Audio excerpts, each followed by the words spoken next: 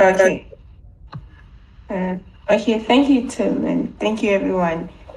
So as Tim mentioned, my name is Mary, and for the data science exchange and the joke for good, we'll be presenting on monitoring of artisanal mining in West Africa, and I'll be doing this with Kidia, who is our data science lead here in West Africa.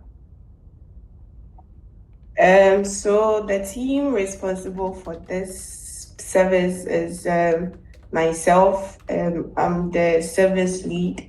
We have Emmanuel, Zuta, and Malvin, and we all work on the service together. And then we have support also from our data science lead, Kidia, and also our science coordinating office, Jacob and Emil as well.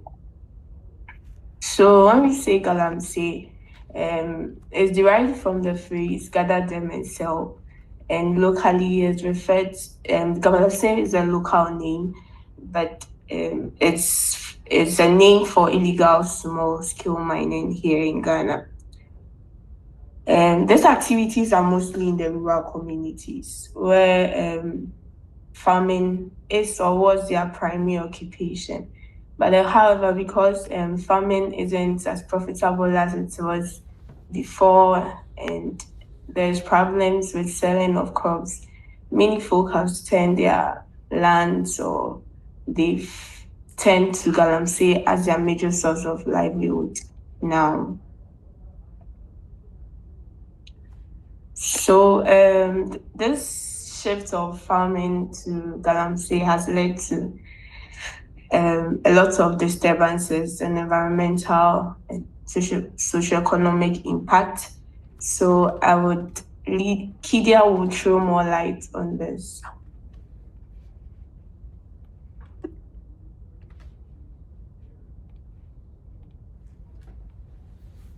Hello, Kidia. Hello, Kidia. Okay, so I'll continue that. So as I was saying earlier, though it's a source of livelihood to these communities, this has caused a lot of socioeconomic and environmental impact. This is hurting river bodies. It's also damaging forests and leaving behind a lot of pits and destroying a lot of lands on our forest zone areas. So this is a typical example of a forest reserve in the Ashanti region, and this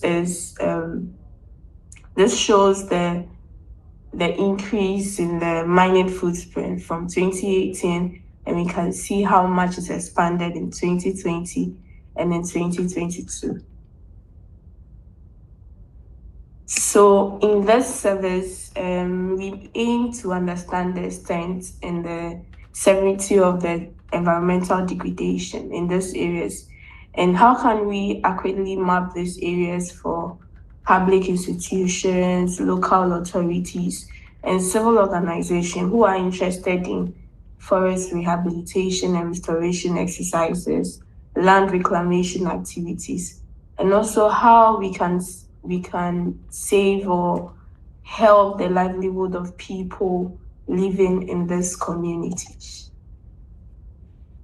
So for our study area, we are looking at the southern part of Ghana, the southwest part of Ghana, which is the wet tropical forest zones in Ghana.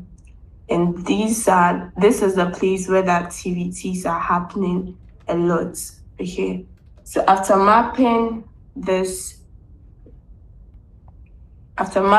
this we are looking at in the future. We are planning to extend our efforts to the northern part of Ghana, which has quite a different landscape, and the whole goal is to eventually extend the work to other parts of West Africa, which have the same similar landscape. And then we'll also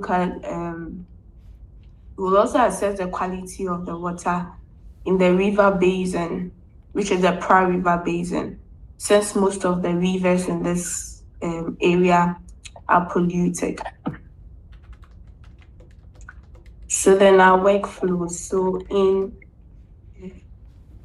So we are using the Planet NICFI Monthly mosaics, and we are looking at a time period from 2015 to present. But as of now, we have data from 2015 to 2022.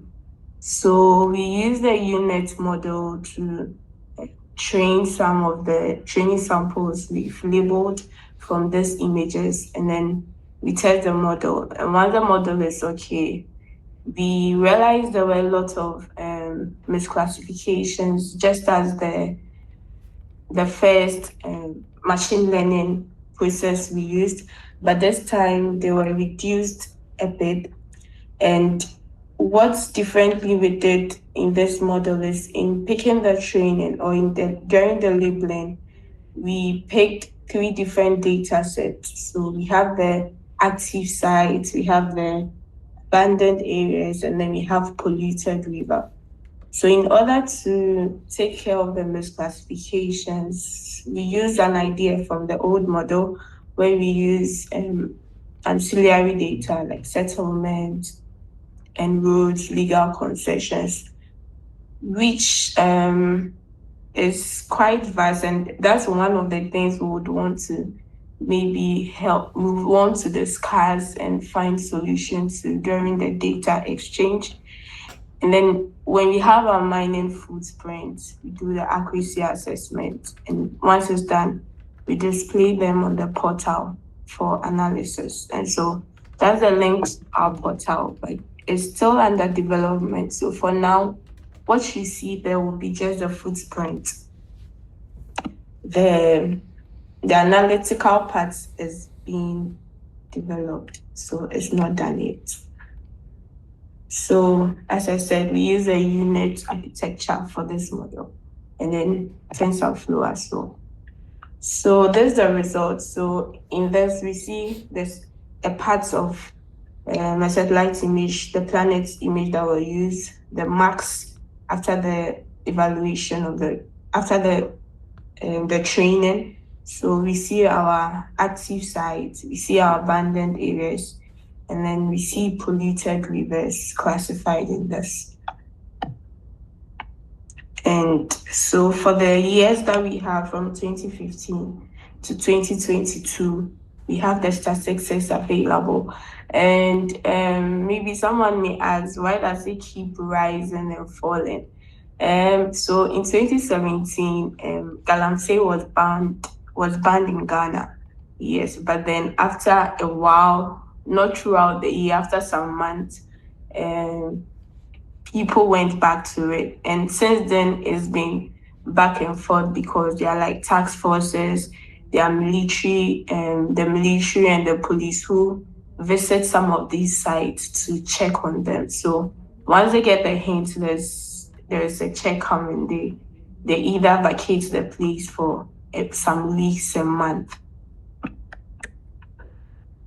Okay, so as I said, this is one of the areas we would want to tackle. How do we find a solution to this misclassified areas? So as I said, we have a road, and on this road data sets we created a buffer. We also have some settlement data, which we use together to create a max for the cleaning up.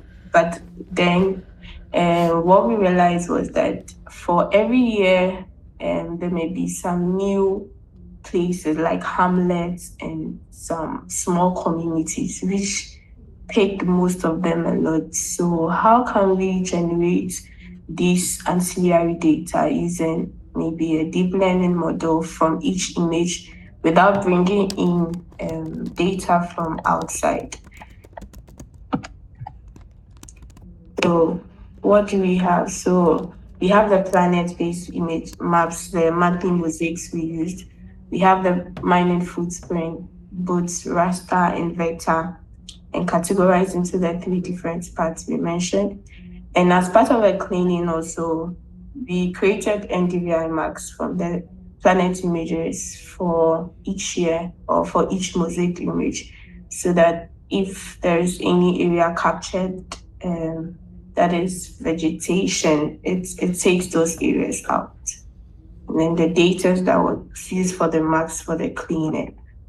So the needed data is what I talked about. We have like shape files of these areas, but then for each image or for each year, how can we use an AI, a deep learning to automate this, pick up these roads and settlements so that at the end of the day, we don't, whilst we are trying to improve upon our outputs, we don't take some out or add some to it indirectly because Galamsey is a hot issue in Ghana, and we believe that very accurate data would help our partners and to adapt it and use it for decision making. Okay, so for this exchange, what we would want to learn TensorFlow, gene integration, and we would want to enhance our technical skills and also help in our, especially with our analytical thinking, because now we have all these footprints for the different years. But then we ask ourselves, what's next? What story can we tell from this? What can we do aside statistical analysis? What other analytical thinking or solutions can come out of this? And would also want to share data, especially with CV Amazonia. I know this has been like talks for years, but there hasn't been any practical collaborations yet. But I hope through this exchange we will come together and create a very strong collaboration. Thank you.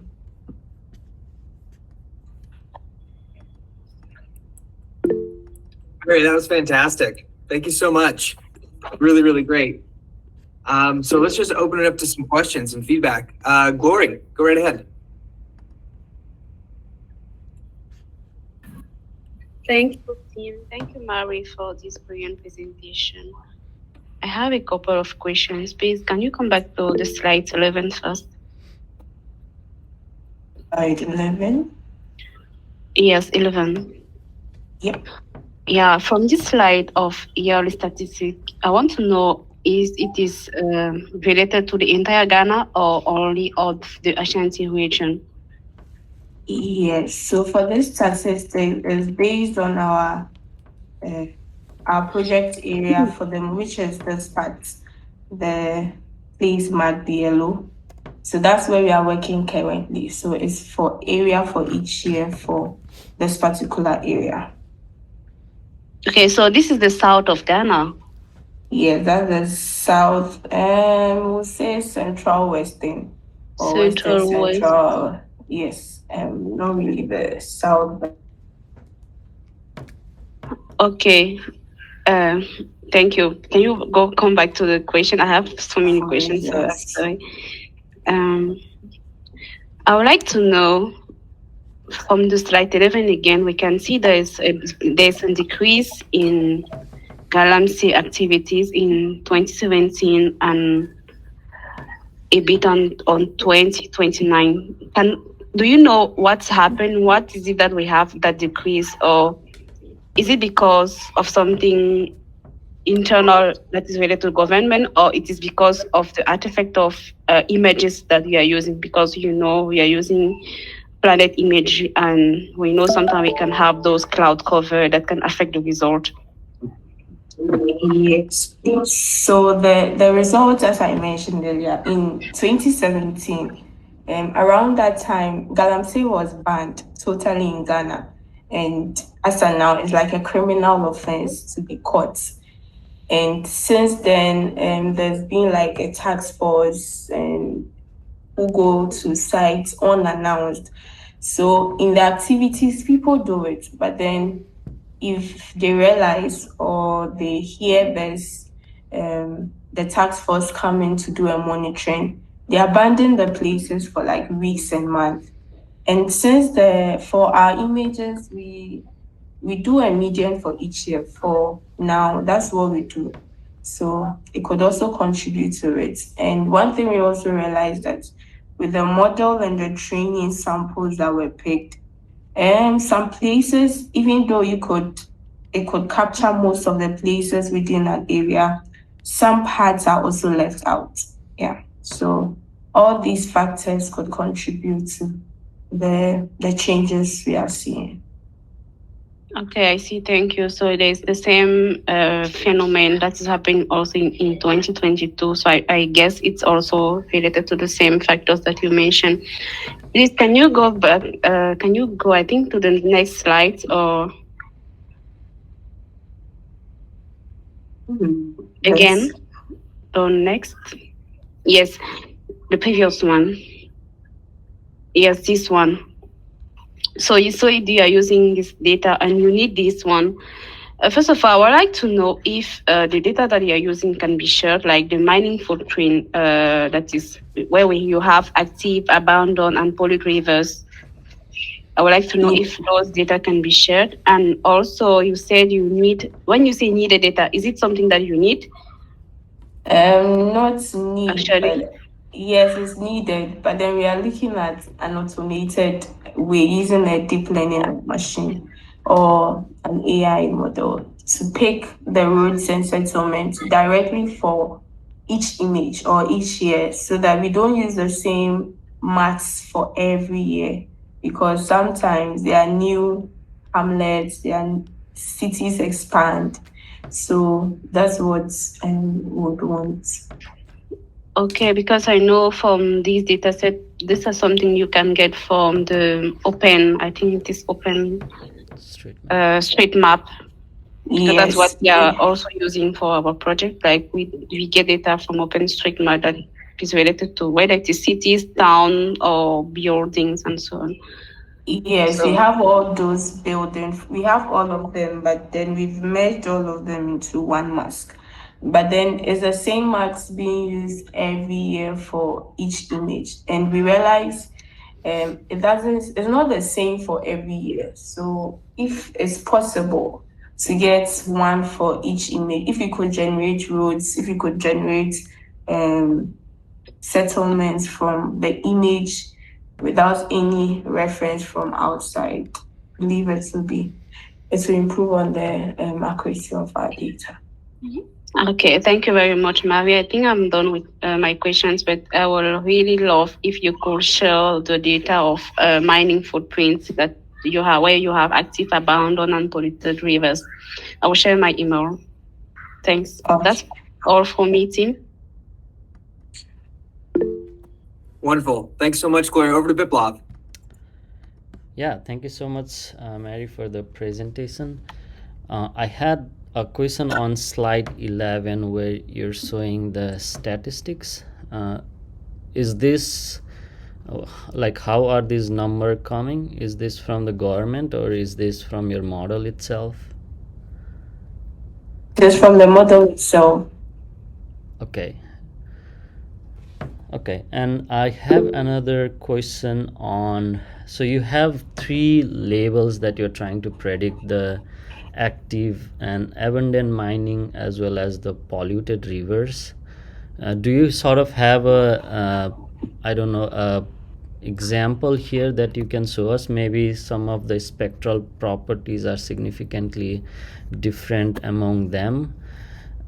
Because you showed in one slide that it got confused with the settlement, and I don't know if you have gone and checked if some of those properties are differing quite a bit, and maybe some of the features, derived features could help. Okay, I don't have one here, but I could give a little explanation to it. So on the field, what we realized was that with the active mining sites, like the soil type or the pits of water left are very turbid, the color changes. But after they are left for a while, either you see the algae growing on the surface or the waters become clear.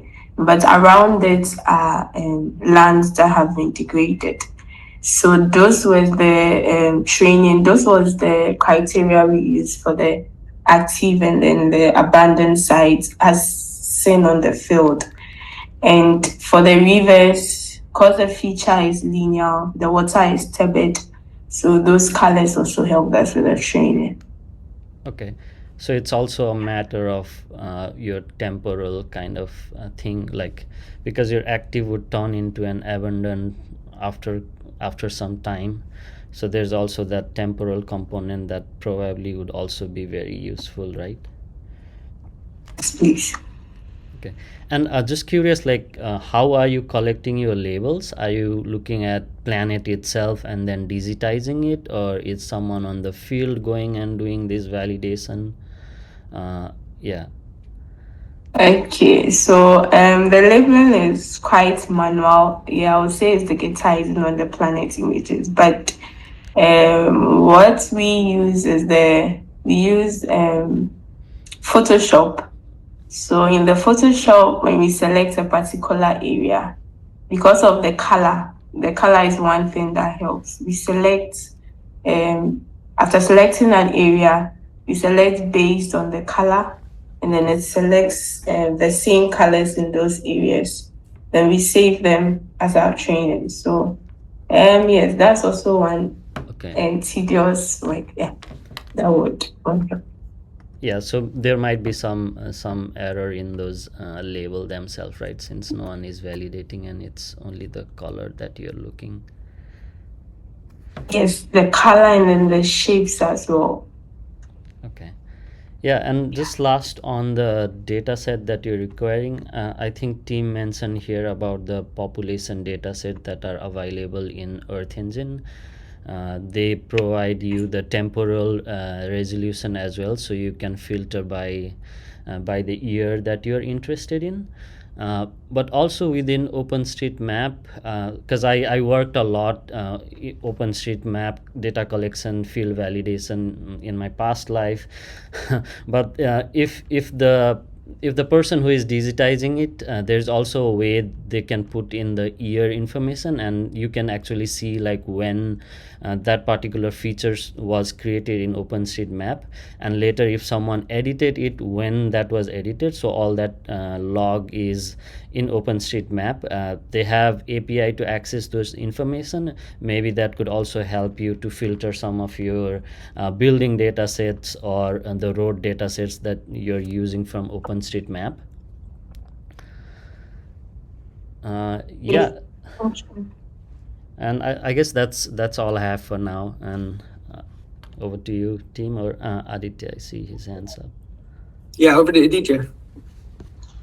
Yeah, hi, Viplav. So I just want to quickly follow up on your comment, and also Jacob's, on the discrimination between the mining and the built-up areas.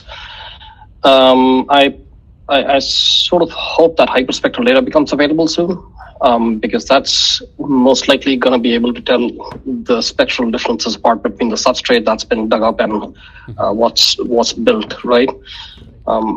So hopefully at some point that's going to become available, because radiometrically it's going to be almost impossible to look at RGB images and tell these things apart.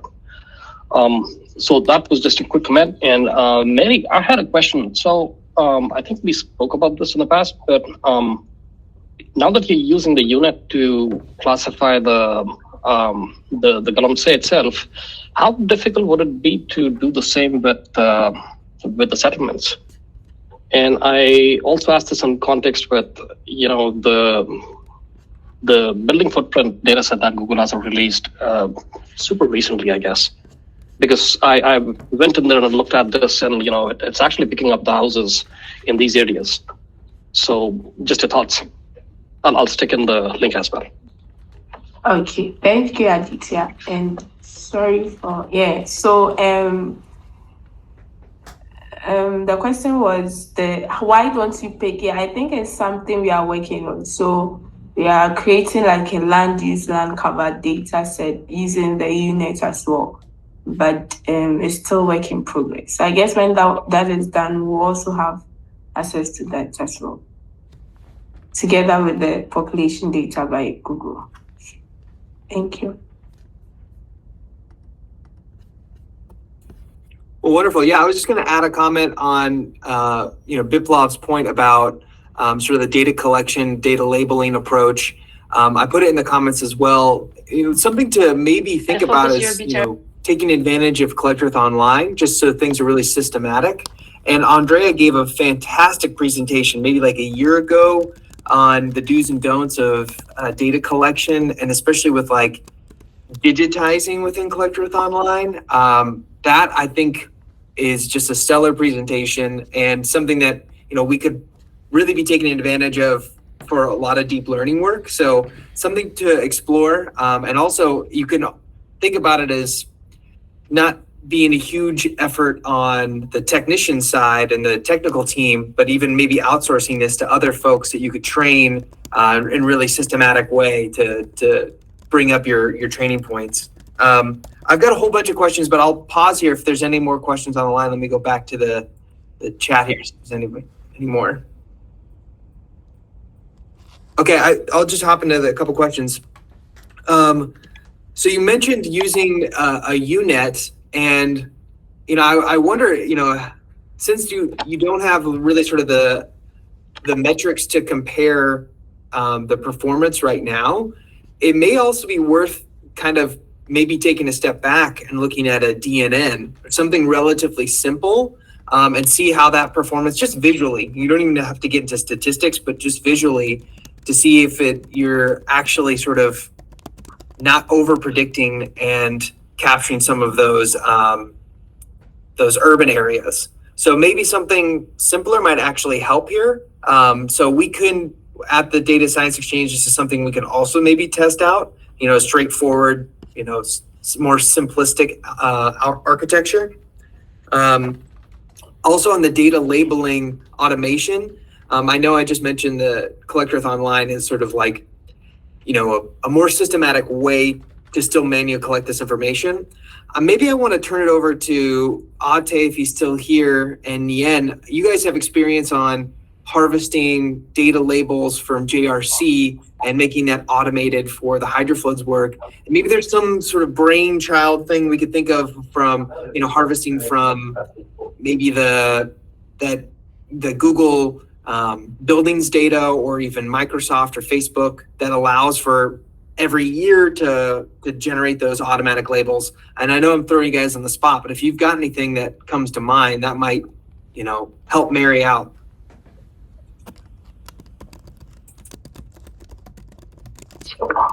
Yeah, thank you, Tim, for putting me on the spot. We have done it with JRC data, so for service weather. We also used glad alerts to train UNETs from SAR data. The advantage is that you can collect a really large training data sets in a very short time, and the performance usually is quite good, but I would recommend to use that as a base model, and then do also additional data collection. So digitizing information, or gathering some high quality data from another location and use that for fine tuning the model. But I think it's a really good way to basically set the initial weights in your UNET. So it's already has the capability of detecting the feature of interest over large areas, and then zoom into a specific area, use a high quality data set for fine tuning the model to have the best performance. Yeah, Ate, thank you so much for responding, even though I put you on the spot, and it's fantastic advice. I think the recommendation of being able to harvest all the information, but then still keeping a good data set that you can cross compare with is maybe something to explore, and make it a lot easier when you're also generalizing as well, because you don't have to collect thousands and thousands of points. Mary, I had another question on, you sort of talked about the expansion to northern Ghana and also to the wider, West Africa region. When Biplav and I were kind of looking at this with Jacob and Katie's input too, for the machine learning training a month ago, the ecosystem is so different from the coastline. Could you imagine, some challenges or like maybe some strategies we can even think about that is going to make this, generalizable, or are we really have to develop individual models for different biomes? Oh, okay, so thank you, Tim. This is something we started looking at the beginning of the year, and we tried identifying which areas in the north, these places or people mine, how they look like, where exactly. And we realized that for those areas, they were quite different. One, the area was very clay, and the soil type looked different. And then two, it wasn't the pits that were dark weren't as huge as the ones in the south. They were like smaller holes dug under, and most of them were along the black votal. So it's something we are still exploring. So we are trying to use soil indices and other stuff, but it's something we haven't had the chance to go back to, but we started looking at the beginning. So we'll share our research, how they look like, what type of soil they normally do it, and how the landscape looks like. So it's still work in progress, and we hope we can at least find something that works for the area. Thank you. Yeah, Mary. Yeah, that's such a huge challenge that's everyone who's doing this application science with deep learning is going to run into this. Like, how generalizable can it be? I know Biplav and I are spending like a significant amount of time sort of thinking about this in Bhutan, and developing individual models for like watersheds and specific biomes. So that's something we may want to chat more about, just because the my cursory look is, as you get further and further north in Ghana, it's a totally different soil type and ecosystem. So it might be challenging. And then I'm looking back through my notes here. The only other thing I'm kind of interested in is like the use of the final products. So these map products are produced for say a year or an active season of mining. How are the end users leveraging this information? Like, thinking not only about like the technical components of it, but like maybe even application. Like, what are the elements that are sort of missing that would be really, really critical? Is it like more timeliness? Is it the ability for this information to be accessible with a phone, something like that? I think even though the exchange is more deep learning focused, like there is space, I definitely think, for also sort of squeezing as much as we can out of that. So if you've got any sense on like who the end users are and how they will and do use this information, I think that can really also shape some of the upstream things that we're thinking about too. Yes. I think that's one of the things we also want to look at. But for now, our partners we've worked so far are like field officers. So those people are in charge of going to the forest to check if it's being disturbed or anyway. So just like Amazonia's tool, if we could do like a real-time monitoring to tell especially the new areas that have been mined. So maybe very new areas. But for the old areas for monitoring, what we normally give them is the maps, because internet connectivity is very bad there. So if it's on a monthly basis, but for now it's just like a whole year, the median of the whole year. But if they want like maps per quarterly, what we do is we create the maps for them, and they take the maps to the field to check if it's really what we've mapped really exists as a sort of validation. And together with the mobile application, we are able to pick a point and then say that, oh, okay, this is a very active, this is an abandoned site. And that's is directly uploaded to our server, which helps us also with our validation. So for now, for our partners whom we work with, this is how we are interacting with them, with the products we are generating. But then I think a real-time monitoring, just like Amazonians, will help for those who make decisions and those who are in the office. Yeah. Who use the portal. Yeah, thank you so much, Mary. That's really helpful background. And you mentioned in your presentation, like building a relationship with Amazonia and really sort of interacting in a meaningful way. And maybe we do that in the TensorFlow working group. Maybe we do that through other means, having other conversations. But I think you guys are both sort of addressing the same challenge with slightly different elements, but it makes sense for us to go together, right? So I love that sentiment. Any other questions on the line? Let's see. Biplav, over to you. Yeah, not a question, but just a quick comment. Also echoing to what Arte was saying on some of the transfer learning. I think this probably would be a best opportunity also to collaborate with Amazonia Hub to maybe use the data labels that they are producing and have this generalized model that then you can fine tune in the West Africa region. I know, like in hydrology side of world, you're not supposed to sort of run a LSTM on a single basin, but what people normally do is they produce this generalized model that covers the entire country, if not the entire world, and then fine tune that to your specific region of interest, because then the model has seen all the different characteristics, all the things that can affect the model, but you're again fine-tuning with your own data set. So something to think about in the collaboration aspect, to also maybe try to see if you can leverage some of the data that Amazonia Hub is using.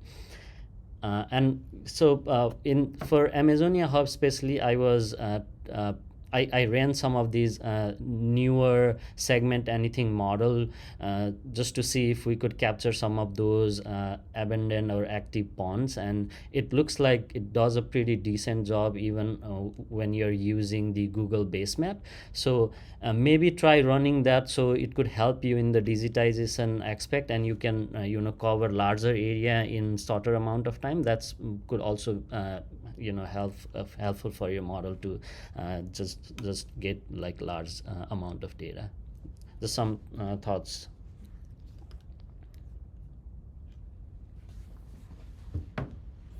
Thank you, Paul. Wonderful. And I'm looking at the chat and I see, Vanessa and Jacob are kind of chiming in also. We've got both representatives from SCO for both Amazonia and West Africa. I see Marvin's also on the line and a lot of folks from West Africa. So we've got the right people already kind of in the room. So, Marvin, I would maybe suggest, with the lead up to the Data Science Exchange and sort of some energy around gold mining right now, maybe you guys just via email, send each other sort of the data formats for your inputs and things like that, because to Biplav's point, there might be a great opportunity for this transfer learning. And if we can figure out sort of the plugins of these data, like how they're already oriented, what's missing maybe between the regions and how to leverage them, and quantity, quality, things like that, we could be in a really good place to take another step. So we can just figure that out via email. I think that's a really actionable next step. So hopefully feel free to just loop us into everything. But so yeah. Mary, fantastic job. Thank you so much.